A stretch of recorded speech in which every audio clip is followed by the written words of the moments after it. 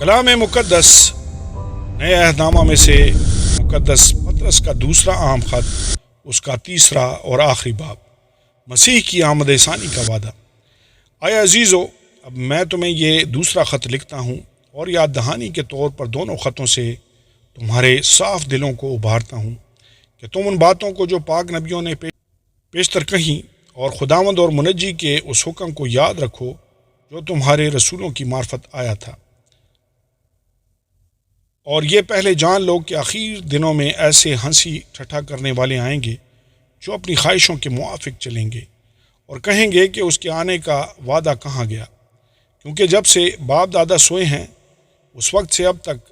سب کچھ ویسا ہی ہے جیسا خلقت کے شروع سے تھا۔ وہ تو جان بوجھ کر یہ بھول گئے کہ خدا کے کلام کے ذریعہ سے آسمان قدیم سے موجود ہیں اور زمین پانی میں سے بنی پانی میں قائم ہے۔ انہی کے ذریعہ سے اس زمانہ کی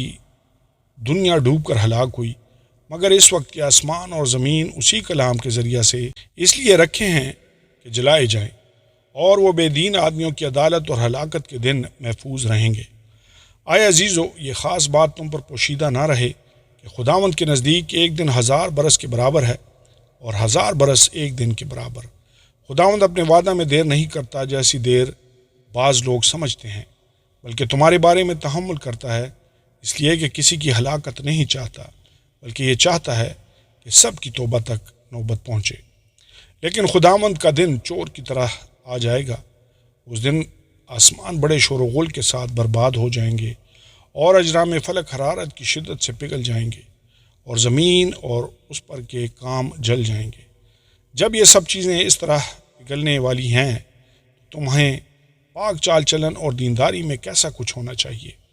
اور خدا کے اس دن کے آنے کا کیسا کچھ منتظر اور مشتاق رہنا چاہیے جس کے باعث آسمان آگ سے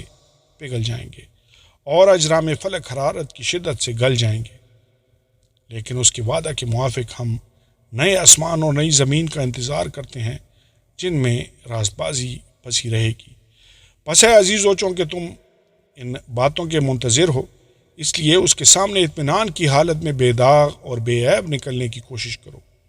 اور ہمارے خداوند کے تحمل کو نجات سمجھو۔ چنانچہ ہمارے پیارے بھائی پولوس نے بھی اس حکمت کے موافق جو اسے عنایت ہوئی تمہیں یہی لکھا ہے، اور اپنے سب خطوں میں ان باتوں کا ذکر کیا ہے جن میں بعض باتیں ایسی ہیں جن کا سمجھنا مشکل ہے، اور جاہل اور بے قیام لوگ ان کے معنوں کو بھی اور صحیفوں کی طرح کھینچ تان کر اپنے لیے ہلاکت پیدا کرتے ہیں۔ پس اے عزیزو، چونکہ تم پہلے سے آگاہ ہو، اس لیے ہوشیار رہو تاکہ بے دینوں کی گمراہی کی طرف کھینچ کر اپنی مضبوطی کو چھوڑ نہ دو، بلکہ ہمارے خداوند اور منجی یسوع مسیح کے فضل اور عرفان میں بڑھتے جاؤ۔